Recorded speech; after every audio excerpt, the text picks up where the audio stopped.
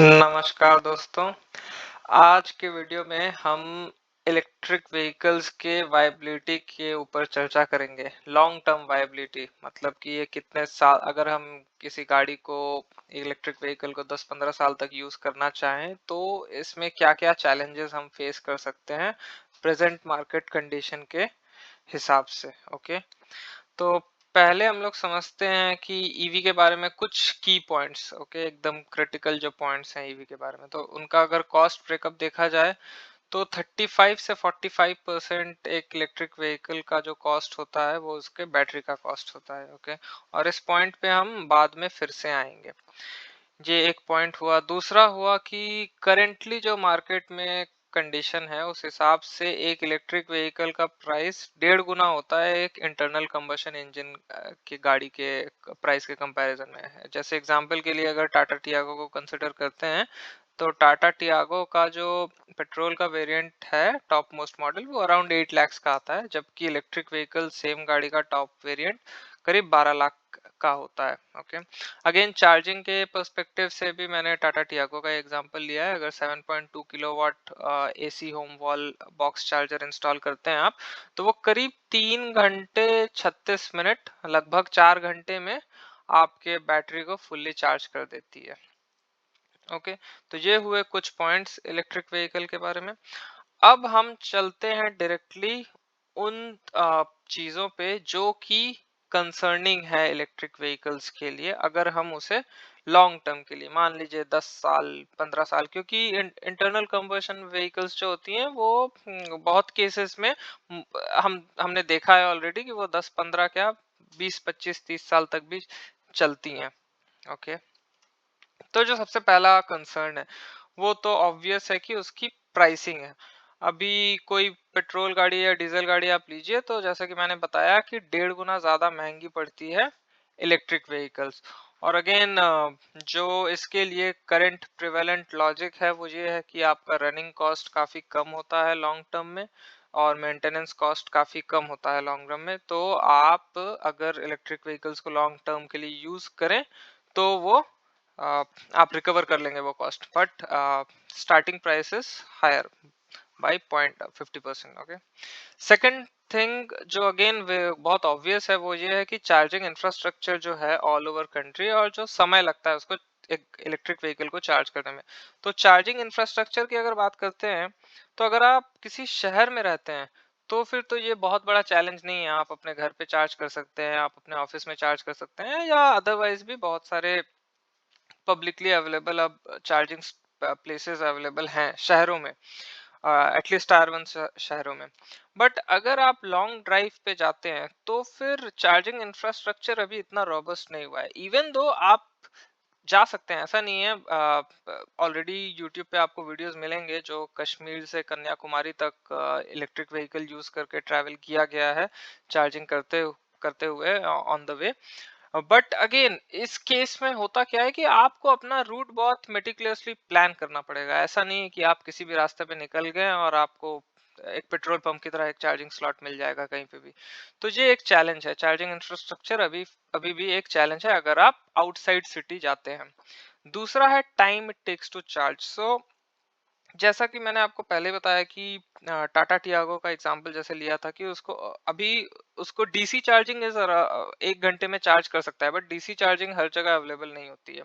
और normal charging जो है वो आपको फिर भी लगभग 4 घंटे लग जाते हैं अपनी गाड़ी को पूरी तरह से चार्ज करने में। तो अगर आप ट्रैवल कर रहे हैं कहीं पे तो ये 4 घंटे आपके ट्रैवल टाइम में ऐड हो जाते हैं, जबकि अगर आप पेट्रोल गाड़ी या डीजल गाड़ी यूज करते हैं तो बेरली आपको 5 मिनट लगेगा पेट्रोल रिफिल करने में या डीजल रिफिल करने में। ओके, तो ये भी एक बहुत बड़ा चैलेंज है। तीसरा जो और भी क्रिटिकल पॉइंट है वो है कि जो लॉन्जेविटी होती है बैटरी लाइफ की। देखिए, इलेक्ट्रिक व्हीकल बहुत क्लोज है इलेक्ट्रॉनिक्स चीजों से। जैसे मोबाइल हम कंसिडर कर सकते हैं। अगर एक मोबाइल का बैटरी देखें, अगर हम उसे बहुत रफ यूज करते हैं तो लगभग 2 साल 3 साल में बैटरी का कैपेसिटी काफी नीचे आ जाता है। अगर आप बैटरी का हेल्थ देखेंगे तो मैक्सिमम चार्ज जो वो होल्ड कर सकता है वो अपने ओरिजिनल लाइफ, ओरिजिनल जब वो फैक्ट्री से आया था तो 100% था, तो अब वो 85% ही चार्ज होल्ड कर सकता है आफ्टर 2-3 इयर्स। तो अगर गाड़ी की भी बात करें तो उसमें भी बैटरी लगी हुई है और सेम सिमिलर टेक्नोलॉजी की बैटरी है, तो उसका भी life over a period of time घटेगा, जिसका डायरेक्ट इम्पैक्ट आपके किलोमीटर्स पे आएगा। मतलब कि आपके फुल चार्ज पे गाड़ी कितने किलोमीटर जाती है, वो आपकी गाड़ी की रिड्यूस होते जाएगी जैसे जैसे आप गाड़ी को इस्तेमाल करते जाएंगे। ओके। अब सेकंड पॉइंट है कि ठीक है, बैटरी खराब हो गई, मैं उसे रिप्लेस कर लूंगा। बट अगेन, जैसा कि मैंने आपको पहले बताया, अगर आपकी इलेक्ट्रिक व्हीकल की 35 to 45% कॉस्ट उसकी बैटरी होती है, तो अगर आप बैटरी को फ्रीक्वेंटली सोचते हैं कि रिप्लेस कर देंगे, तो फिर ये बहुत इकोनॉमिकल एक डिसीजन नहीं है, क्योंकि ये एक कॉस्टली अफेयर होगा। और आप कितनी बार ही चेंज कर सकते हैं? मे बी 5 इयर्स में आप एक बार चेंज करते हैं, तो फिर ये आपके कॉस्ट में ऐड हो जा रहा है और आपका रिकवरी जो है उसका ड्यूरेशन बढ़ता जाएगा। ओके। सो ये दो पॉइंट्स बहुत क्रिटिकल हैं, लॉन्जेविटी और कॉस्ट ऑफ रिप्लेसमेंट। इसके अलावा अगर देखते हैं तो ओवर हीटिंग, हम किसी भी इलेक्ट्रॉनिक्स डिवाइस को यूज जब करते हैं, तो ये बहुत कॉमन सा चीज होता है कि अगर आप कोई गेम खेल रहे हैं अपने मोबाइल पे, तो आपका मोबाइल बहुत ओवर हीट हो जाता है। और जैसे ही कोई इलेक्ट्रॉनिक्स चीज ओवर हीट होता है, तो अपने आप उसका परफॉर्मेंस रिड्यूस हो जाता है, जब तक कि वो ओवर हीटिंग रिड्यूस ना हो जाए। तो आपके गाड़ी में भी ये सिमिलर इशू हो सकती है। जैसे जब आपकी गाड़ी नई है तब तो ये इशू कम होगा, क्योंकि आपकी गाड़ी नई है, मिंट कंडीशन में है। बट जैसे लॉन्ग टर्म यूज होगा, तो आपके गाड़ी में ओवरहीटिंग के चांसेस बढ़ जाते हैं। जबकि हमारे नॉर्मल इंटरनल कंबशन इंजन के गाड़ी में भी ऐसा इशू होता है, बट अगेन उसमें कूलेंट्स वगैरह आप रिप्लेस कर लेंगे, तो फिर ये इशू जो है लॉन्ग टर्म में नहीं आता है, क्योंकि ऐसी भी बहुत सारी गाड़ियां हैं जो 30-30 साल तक चली हैं और ओवरहीटिंग का इशू एज सच नहीं आता है उनमें। ओके। अगेन, एक बहुत इंपॉर्टेंट पॉइंट है कि मैच्योरिटी क्या आई है इलेक्ट्रॉनिक्स में। अगर आप एग्जांपल के तौर पे कंसिडर करें एक 1990 की गाड़ी, ओके, वो 2023 में अभी अगर आप चलाना चाहें, अगर वो प्रॉपरली मेंटेन्ड हो, उसकी एनुअल मेंटेनेंस सही से हो रही होगी, तो आपकी वो गाड़ी चलेगी और वो आपको पॉइंट ए से पॉइंट बी तक पहुंचा देगी, आपके डेली काम की चीजों में आपकी मदद कर देगी वो। बट अगर आप ये सोचेंगे कि 1990 का एक कंप्यूटर आप यूज कर लें आज के दिन में आपका डेली एक्टिविटीज करने के लिए, तो ये नियरली इम्पॉसिबल है। ये नहीं हो सकता है। ये इसका कारण ये है कि इलेक्ट्रॉनिक्स बहुत रैपिडली चेंज कर रहा है। एवरी एवरी ईयर कुछ नया हो रहा है इलेक्ट्रॉनिक्स में, जिसके कारण जो है ग्रोथ बहुत फास्ट है इसमें, और चेंजेस जो है बहुत रैपिड है। जबकि जो आपका इंटरनल कंबशन इंजन है वो एक मैच्योरिटी पे पहुंच चुके हैं, करीब 100 साल से इंजन बन रहे हैं, गाड़ी बन रही है, तो उनमें एक मैच्योरिटी आ गया, उनमें कुछ ड्रास्टिकली चेंज नहीं हो जाता है हर 2-3 साल में, बट इलेक्ट्रॉनिक्स में होता है। तो बहुत हाई चांसेस है कि आप जो गाड़ी आज खरीद रहे हैं, वो हो सकता है 5 साल में या 7 साल में, 10 साल में, बहुत तो 10 साल तो बहुत लॉन्ग हो गया, मे बी 5 साल में आपकी गाड़ी ड्रास्टिकली बैकडेटेड हो जाए। ओके, तो ये भी एक बहुत बड़ा कंसर्न है।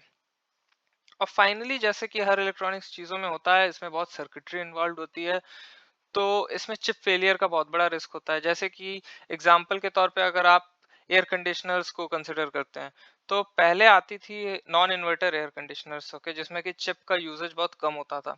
और आजकल आने लगी इन्वर्टर एयर कंडीशनर्स। तो अब जिन्होंने यूज किया है और सफर किया है, उनको पता होगा कि इवन दो जो एयर कंडीशनर्स होती है इन्वर्टर वाली, वो आपकी इलेक्ट्रिसिटी कम यूज करती है, बट अगर उनका फेलियर का चांस थोड़ा ज्यादा होता है, और अगर वो फेल होती हैं तो उनका जो रिपेयरिंग कॉस्ट होता है वो ड्रास्टिकली हाई होता है नॉन इन्वर्टर एसी से।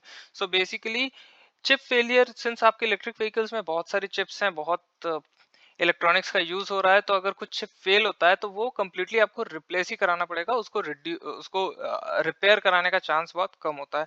तो ये भी एक इशू है जो आपको डेफिनेटली आ सकता है लॉन्ग टर्म में। ओके।